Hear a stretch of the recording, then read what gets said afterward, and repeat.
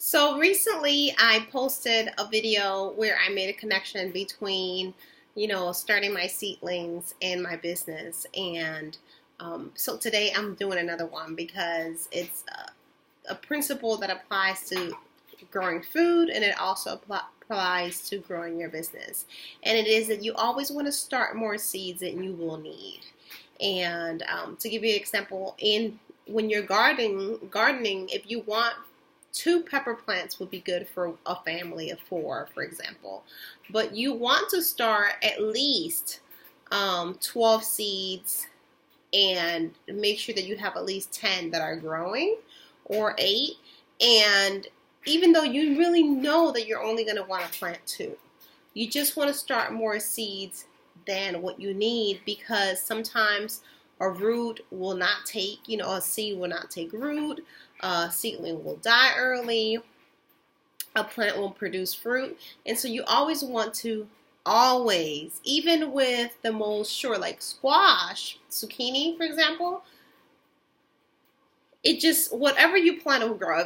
For the most part, if you plant 4 squash seeds, you're going to get 4 squash seedlings. You only really need 1 or 2 per household. You still want to do twice as much, because you just always want to start more seeds than what you will need.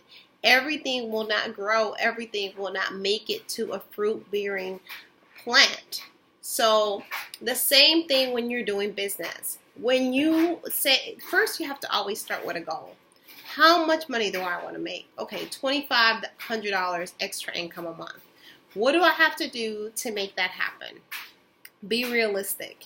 And if your business cannot produce that, and that's how much you need, maybe that's not the right business for you. If it is, how much do you need? Okay, you need to take on 10 clients. How are you going to get 10 clients? Are those 10 clients going to take up your time? Just be realistic. You can't, let's say you're just doing 10 to 20 transactions. You just plain old sales, not clients. And you really can't do it.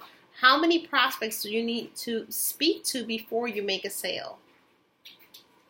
And just do the math. If it's a business where you have to make sales calls, or is a business that you have to buy traffic, or is a business that you just have to expose the business, do parties, whatever it is that you have to do, work backwards and come up with an equation, come up with numbers of what you need to do to come up with that $2,500. And then you need to increase that activity at least by 50%. If it is possible and you could increase it and double it, then that's what you should do. But if not, you want to do at least 1.5 times what you will need. And that's how you ensure that as things fall apart, you can still hit your marks.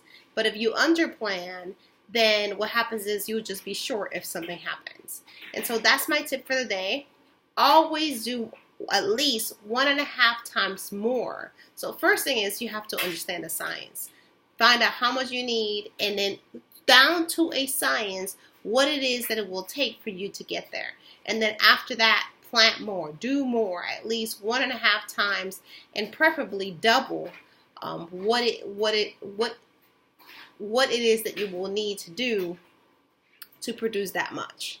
That way you're covering yourself, you're insulating yourself for droughts, for people dropping out, for payments being returned, insufficient funds, all of those things. You want to make sure that you don't cut yourself short because you don't have enough stuff in the pipeline. So that's today's tip, and I hope it helps.